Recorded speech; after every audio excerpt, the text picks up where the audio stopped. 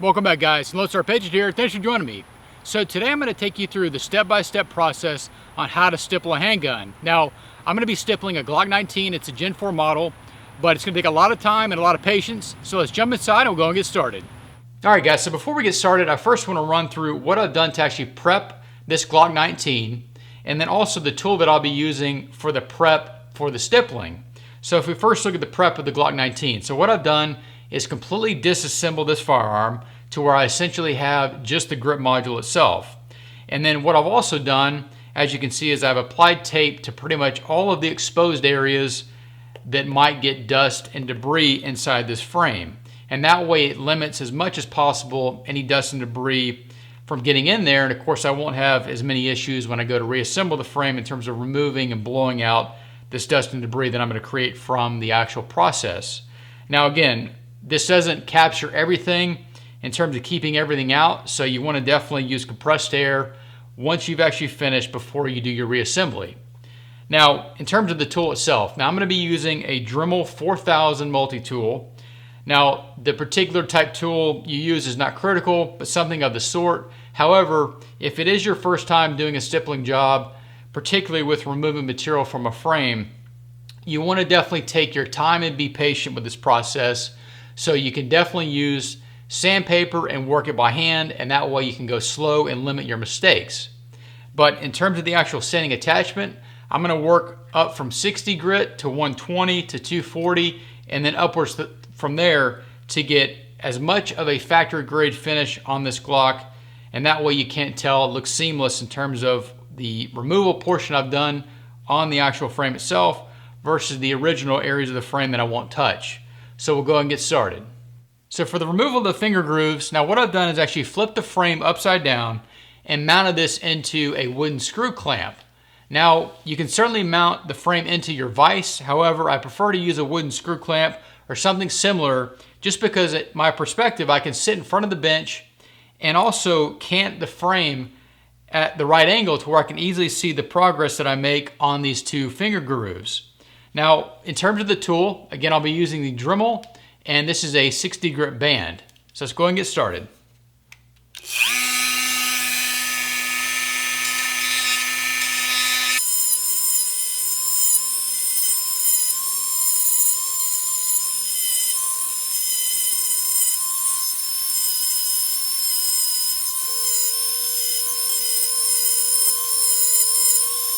Okay, so I've gone as far as I can with the 60 grit band on the Dremel tool. So what I'll do now is actually switch over to some 120 grit sandpaper and just finish the remaining by hand.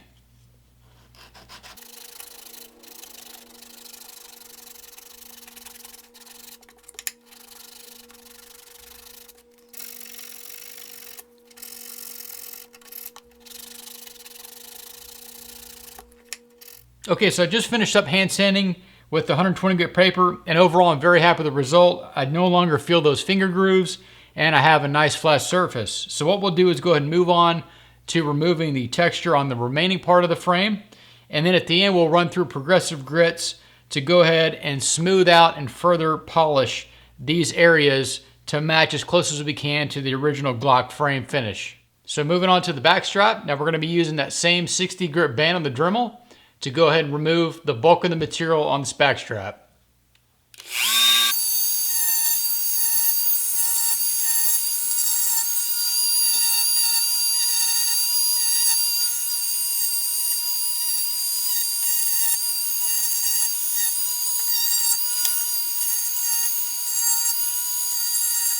And now I'll switch over to the 120 grit sandpaper and work this area by hand.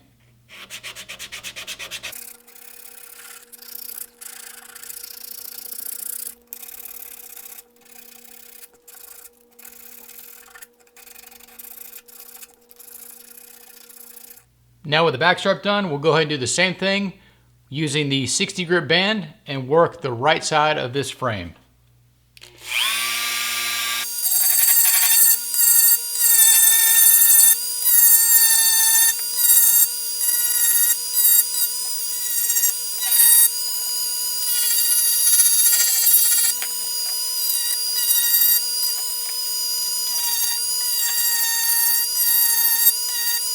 And then just like before, after we finish with the Dremel, we'll go ahead and work with the 120 grit sandpaper by hand.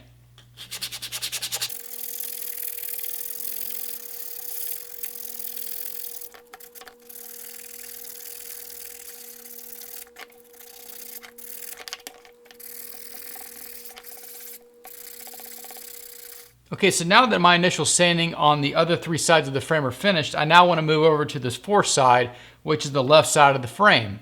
Now the reason why I left this as last is because I want to try to maintain this Glock logo that's on the bottom right of this left side. So for those of you that are new to the stippling process, at least if you work the other 3 sides first, it gives you an idea in terms of how easy the material is to remove from the frame.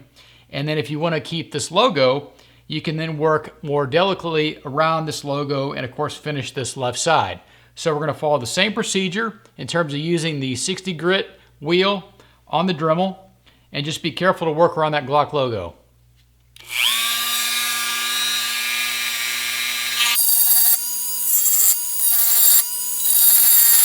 Okay, so I went ahead and finished this left side, of course working with the 60 grit on the Dremel and then working through the 120 grit by hand. Now, it turned out pretty good, especially this Glock logo area. You want to take your time and be very careful around the perimeter if you tend to save this. So one of the tricks that I use is just to take a basic 6-inch ruler and basically use that to give me a hard edge to sand against. So I can put that up against, say, one of the sides, take my sandpaper and just run that along the edge and give me a clean edge, and of course work around the other 3 sides. Okay, so the next thing I'm going to focus on is directly underneath the trigger guard, just to give me a higher purchase on the weapon.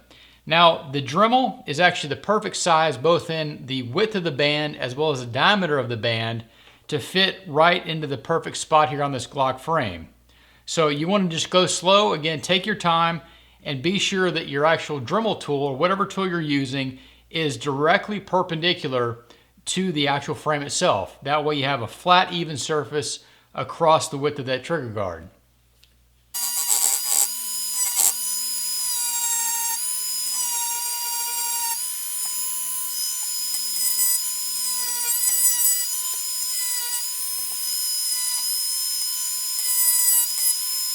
Okay, so the entirety of the frame is actually ready for stippling.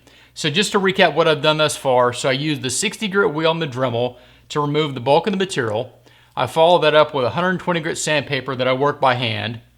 And then what I want to do next is actually focus on polishing out the undercut for the trigger guard. So what I'm going to do is work with a 240 grit paper by hand and work up progressively until I can smooth this out and basically polish this area to match as close as possible to the actual Glock frame finish.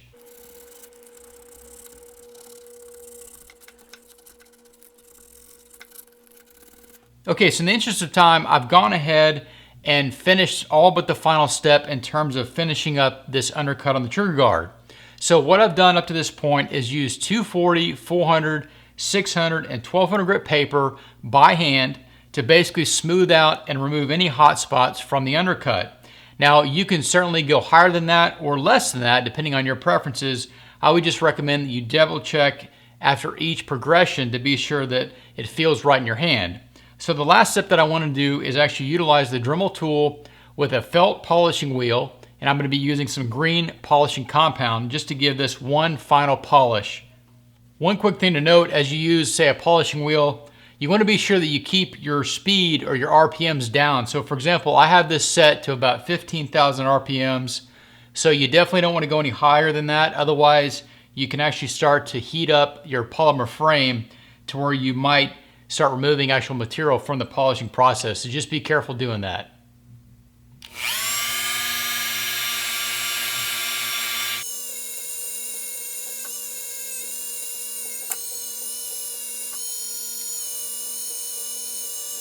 Okay, so the prep work for the frame is actually finished. Now we can move on to the stippling process. So what I'll be using, now this is a Weller wood burner.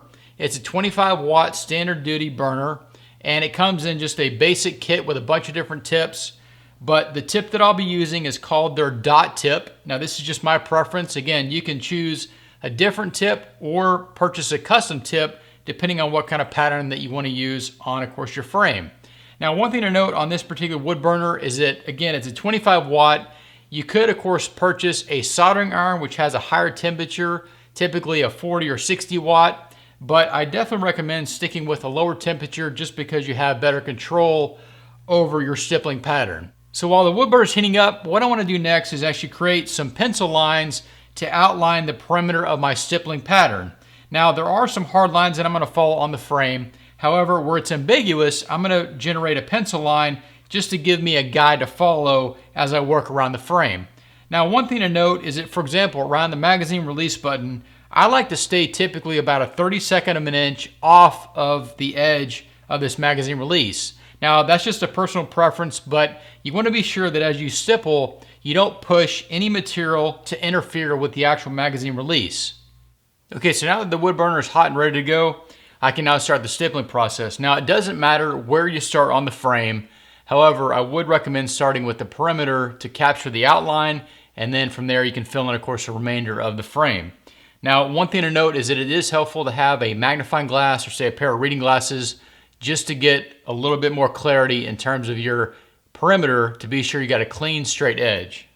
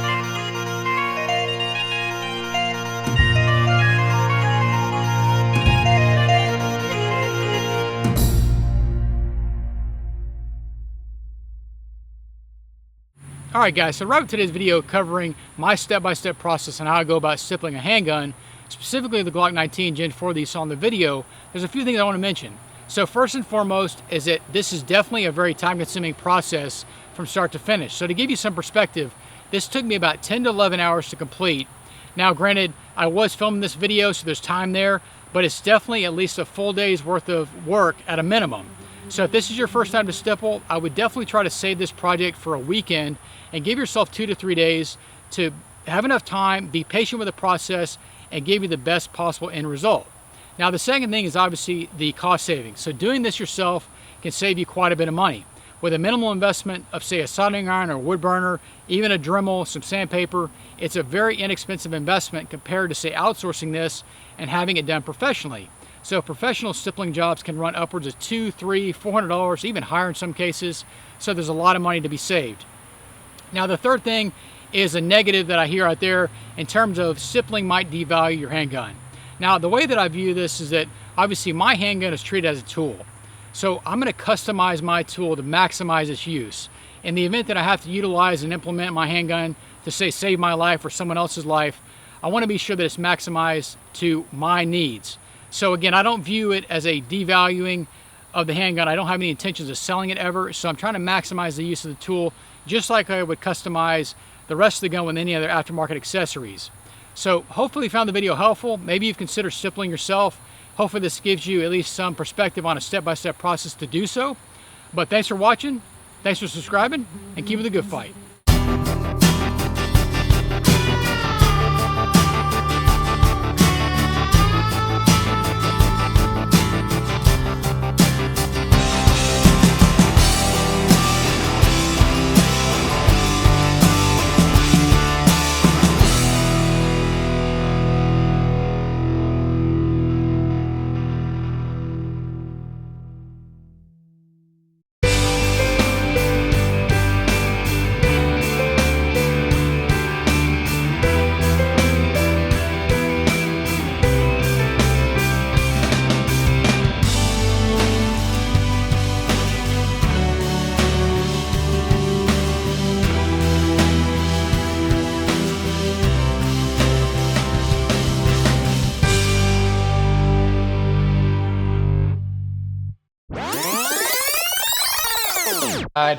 And as you can see, I was very careful around the Glock logo. It actually turned out to be pretty good. Pretty good. So basically, to recap, we've used the 60 grit, pulling a handgun, specifically the Glock 19 Gen 4 that you saw in the, oh, here comes the rain.